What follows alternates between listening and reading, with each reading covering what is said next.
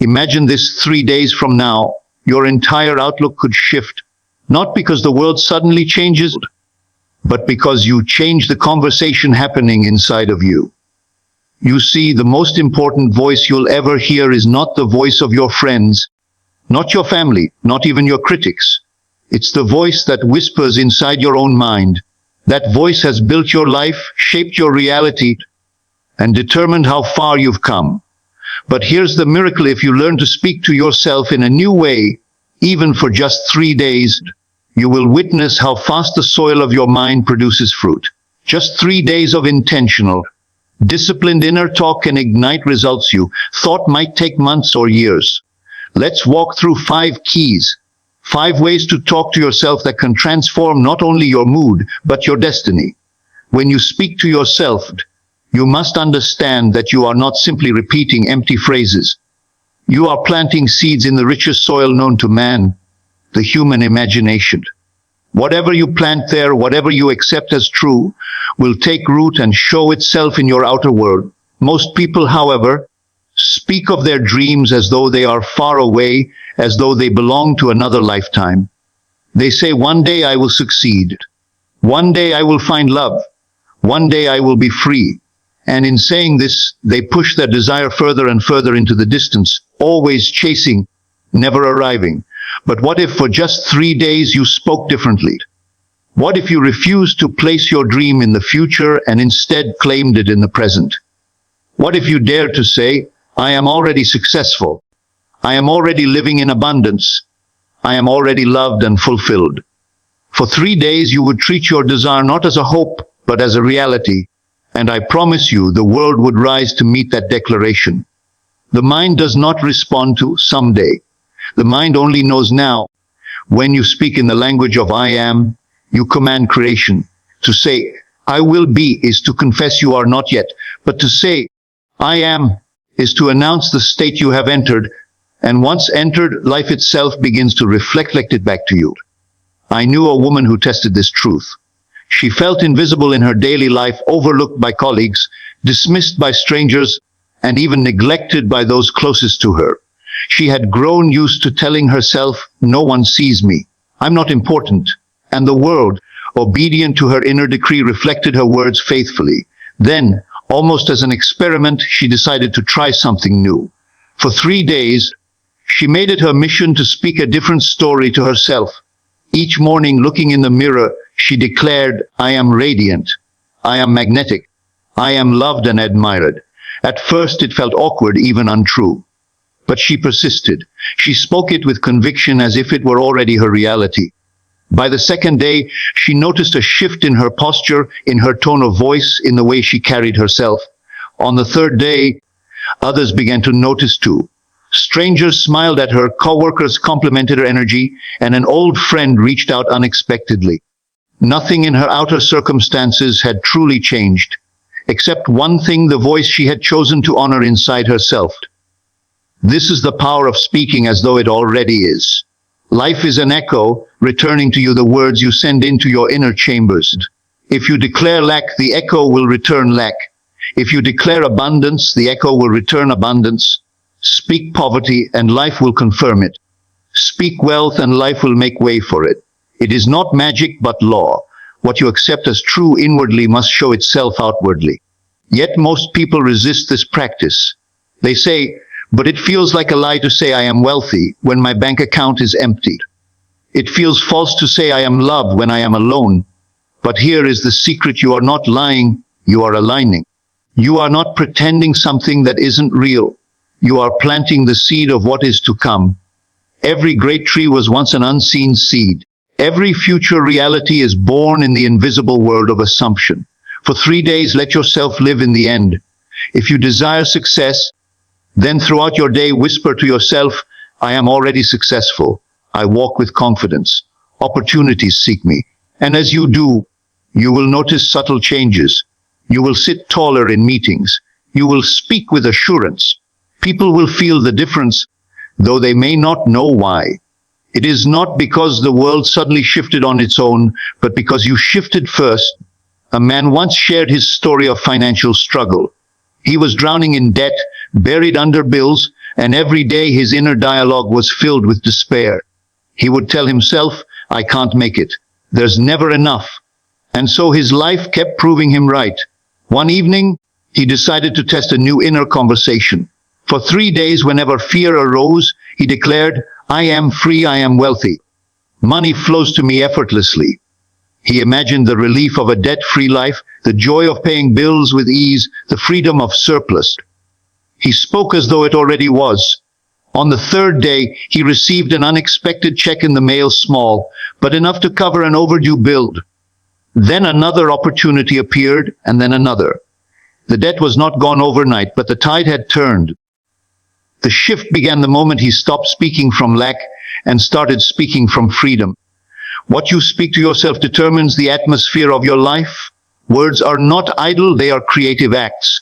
If you walk around saying, "I am tired, I am unlucky, I am hopeless," your life will faithfully match those declarations.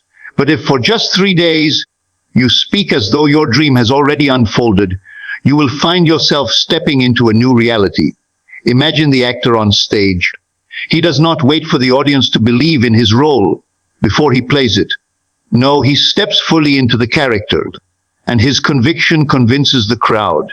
In the same way, you must step into the role of the person you desire to be.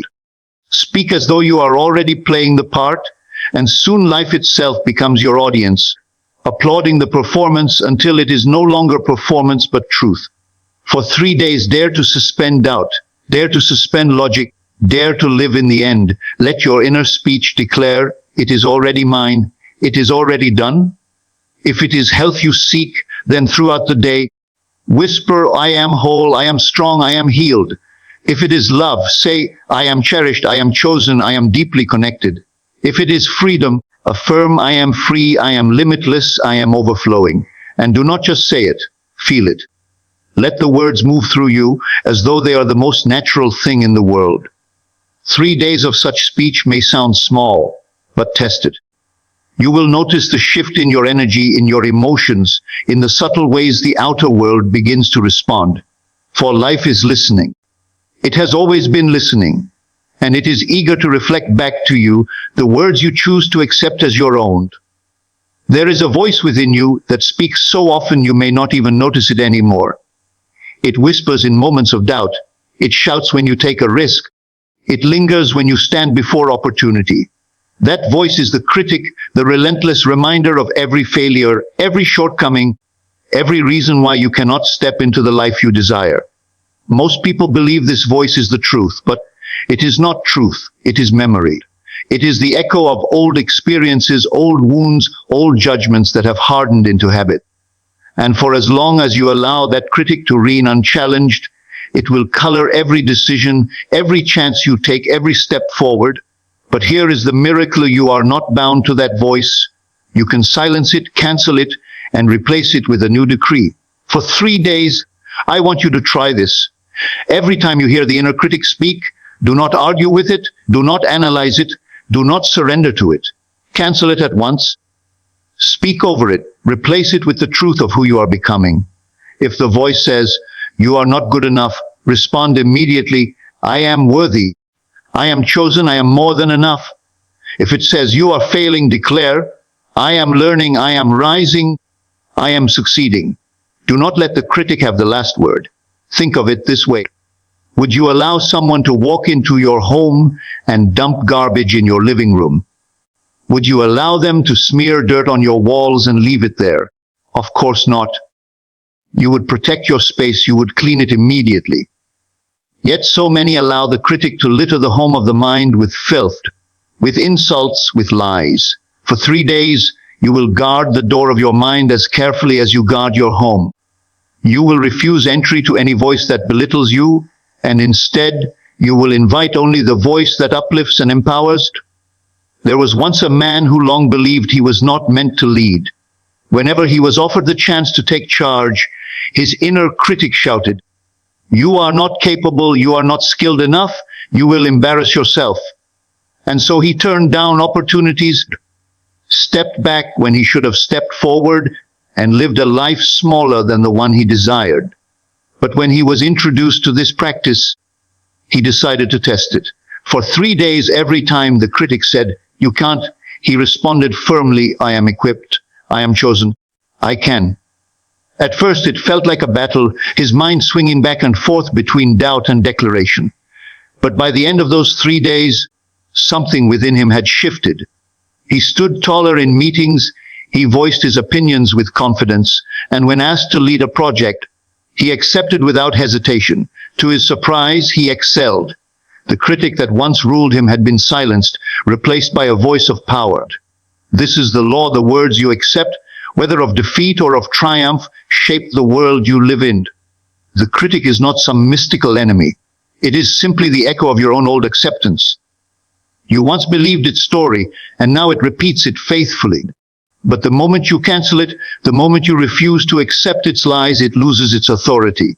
A child may shout nonsense at you, but if you ignore it, if you no longer believe it, the words have no power. In the same way, the critic only has power if you bow to it. I knew a young woman who dreamed of writing, but the critic told her, "Your words are not special. No one will care." She allowed that voice to hold her captive for years, never daring to share her work. Then she decided to test the practice of cancellation. For 3 days, every time she felt the sting of that voice, she stopped and declared, "My words carry weight. My voice matters. I am a writer."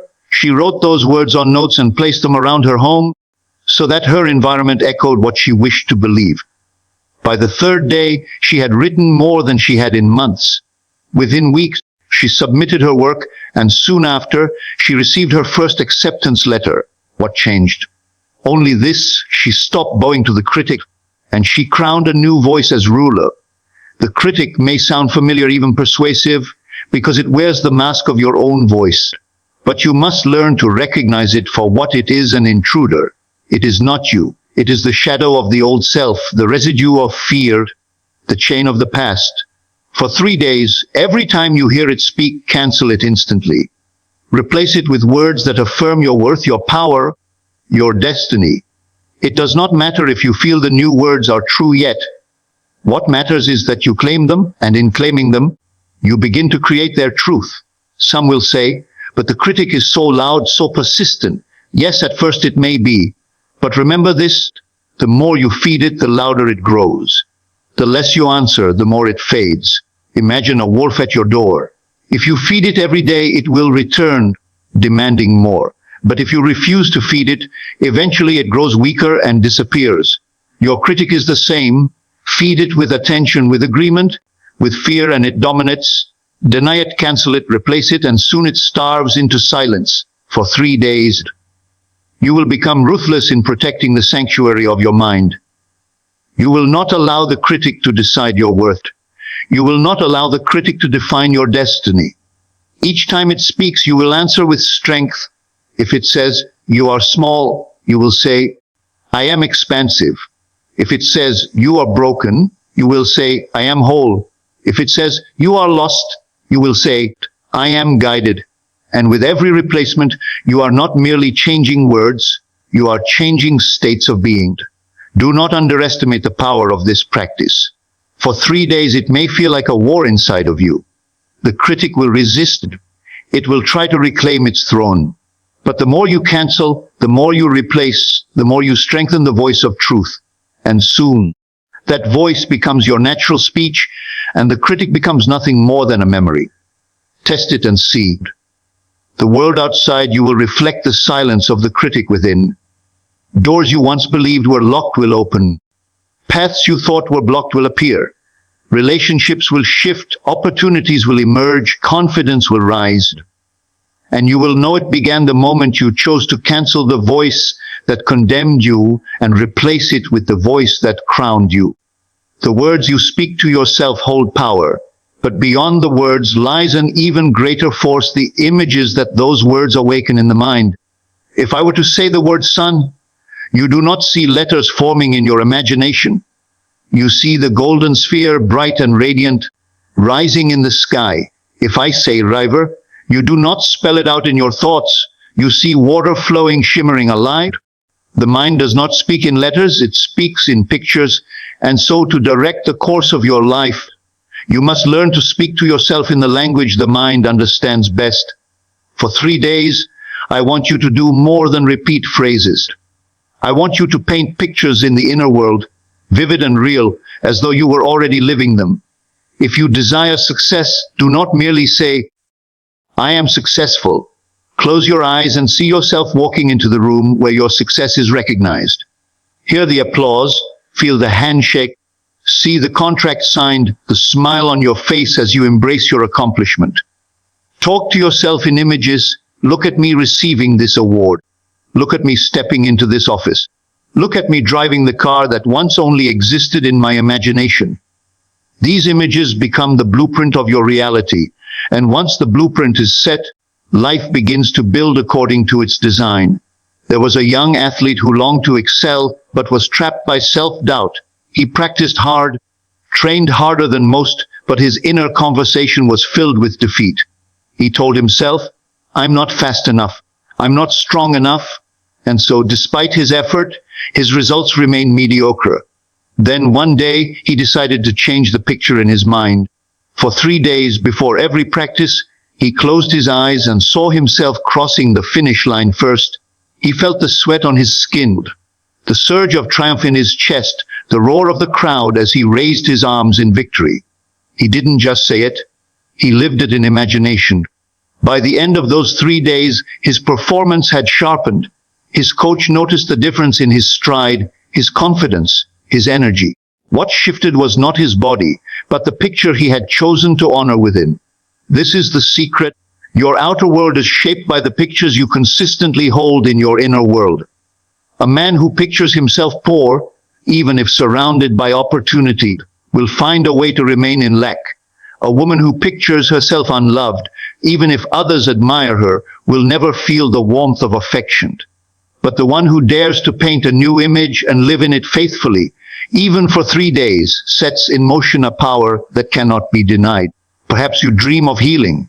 Do not merely repeat, I am healed. See it.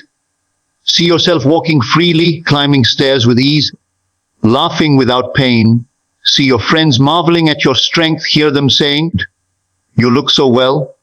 Let the picture be so real that you can feel it in your bones, even before it is visible to anyone else.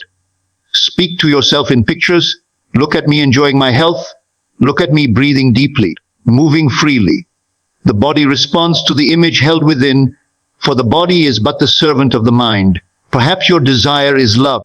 Do not merely say, I am loved.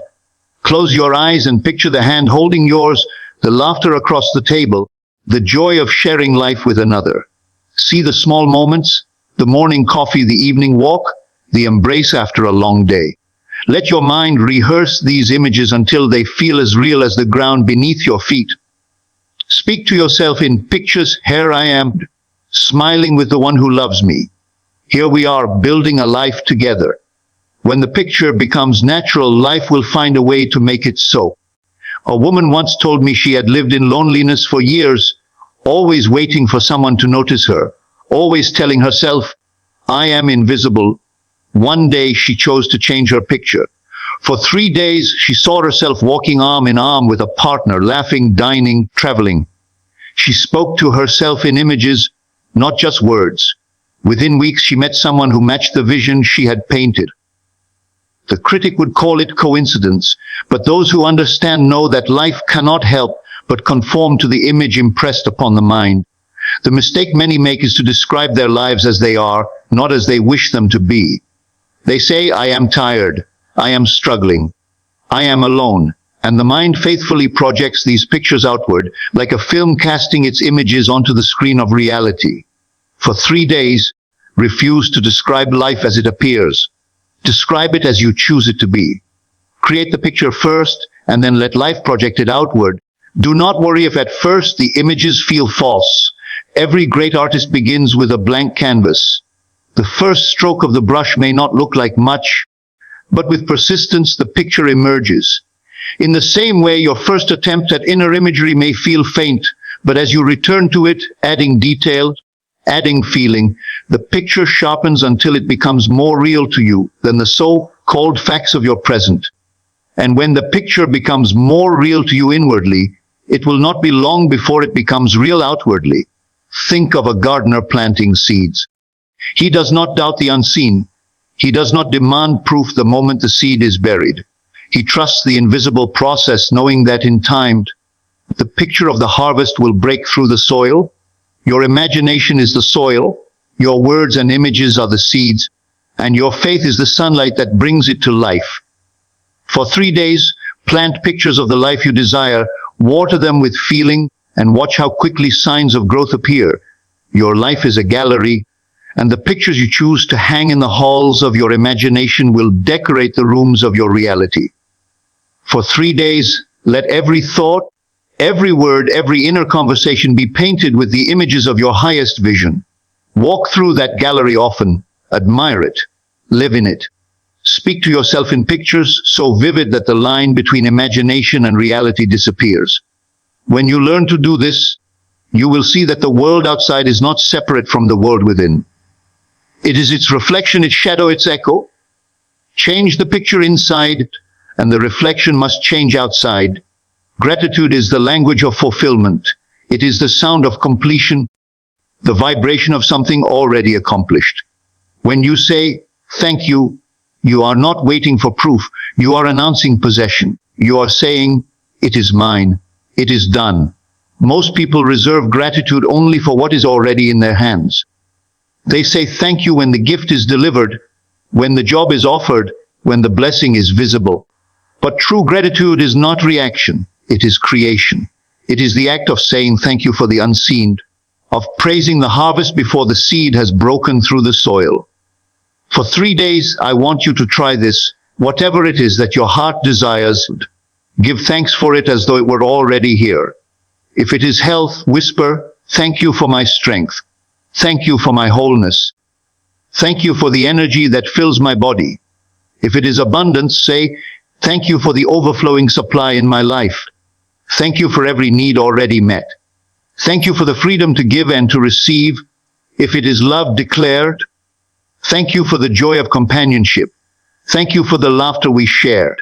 Thank you for the warmth that surrounds me. Do not wait until you see it. See it because you have already given thanks. There was once a man who found himself unemployed, desperate, and filled with fear about his future. Every day he rehearsed his problems. I have no money. I have no opportunities. I have no hope. His life echoed back exactly what he declared. Then, almost in desperation, he decided to test this practice. For 3 days, every morning and every night, he closed his eyes and whispered, thank you for my new job. Thank you for the doors opening. Thank you for the steady income that supports me. He spoke these words not with clenched teeth, but with the gentle conviction of someone who had already received. On the 3rd day, he got a phone call for an interview he had almost forgotten about. Within weeks, he was employed again. He did not wait for evidence to be grateful. His gratitude created the evidence. Psychologists today call this prospective gratitude, the act of giving thanks for something before it has arrived. Studies show that those who practice it experience greater optimism, improved health, and stronger resilience. But the truth is even greater than science can capture. Gratitude aligns you with the reality you seek. When you say thank you before the blessing appears, you prove your faith in its arrival, and life cannot help but honor that faith. I once knew a woman who longed for a child. For years, she felt barren not only in body but in spirit. Every month she spoke words of despair, and every year her hope grew smaller. Then she decided to shift her inner conversation for 3 days. She practiced gratitude as though her arms were already full. She would sit in a rocking chair and whisper, thank you for the sound of little feet in this house. Thank you for the laughter that fills these rooms. Thank you for the joy of holding my child. She let gratitude paint pictures in her heart until it felt realer than her sorrow. Not long after, her dream was fulfilled. She had spoken gratitude ahead of time, and gratitude cleared the path for life to honor her words. This is how gratitude works. It does not beg, it does not plead, it does not wonder. Gratitude assumes. Gratitude possesses. Gratitude says, it is already mine, and I thank you for it now. When you live in gratitude, you are not waiting for life to bless you. You are acknowledging that it already has. And when you stand in that posture, more blessings rush to meet you, drawn by the current of your thankfulness. Perhaps you say, "But how can I be thankful for what I do not see?" Let me ask you this: does the farmer wait to thank the soil until the harvest is in his barn? No. He thanks the soil when the seed is planted. He thanks the rain when the clouds first gather. His gratitude is not delayed until the visible proof arrives. His gratitude is part of the process that guarantees it. For 3 days, treat your desires like seeds already planted and give thanks as though the harvest were inevitable. I once met a young man who lived in constant anxiety about money. His inner words were filled with worry. How will I pay these bills? What if I can't make it? He decided to test gratitude. For 3 days, instead of rehearsing fear, he began and ended each day with, "Thank you for the money that flows to me. Thank you for the wisdom to handle it well. Thank you for my needs already supplied." Within those 3 days, a friend repaid him a debt he had long forgotten, and a small business idea that had been on his mind suddenly became clear. Gratitude had shifted him from fear to faith, and faith opened the door for provision. Notice this: gratitude changes not only what comes to you, but who you are in the process. A grateful heart walks lighter, smiles easier, loves deeper. Gratitude calms the anxious mind, lifts the weary spirit, and gives strength to the body. When you give thanks, even in advance, you are shaping yourself into the kind of person who can receive the blessing without fear, without resistance, without disbelief. For 3 days, make gratitude your constant companion. As you wake, whisper thanks for the unseen. As you walk, let your heart quietly say thank you for the answered prayer. As you rest at night, smile and give thanks for what tomorrow already holds. Do this not as a ritual, but as a song, as a natural expression of one who knows life is abundant, generous, and faithful. You will find that gratitude begins to shift your focus. Where once you saw lack, you will notice provision. Where once you felt despair, you will sense possibility. And then, as though by divine orchestration, the very things you have been thanking for will arrive, not as strangers, but as old friends you have been expecting. So do not wait. Do not delay your thanks until life forces it from you. Speak gratitude now. Speak it before the evidence, before the proof, before the manifestation. For gratitude is not the result of blessings. It is the birthplace of them. Most people sabotage their own desires because they become entangled in the how. They plant a dream in their heart and then immediately begin dissecting the path, asking, how will it come to pass? How will I ever afford it? How will I meet the right person? How will I find the opportunity? They rehearse every obstacle, worry over every step, and in doing so, they breathe life into doubt instead of faith. But the truth is this: the how is never your responsibility. The process is not your concern. Your only task is to claim the end, to dwell in it, to speak as though it already is. When you speak the end with conviction, life itself arranges the process. Imagine the gardener planting a seed. He does not stand over the soil demanding to know how the roots will spread, how the nutrients will flow, how the stalk will rise from the dirt. He does not worry about the unseen mechanics. He plants, he waters, and he rests in the assurance that the process belongs to the laws of life. In the same way, when you declare the end, you plant the seed of destiny. The unseen forces, opportunity, timing, connection, inspiration, begin to weave the process together. You are not the engineer of the how. You are the dreamer of the end. For 3 days, refuse to rehearse the difficulties. Refuse to give energy to the steps.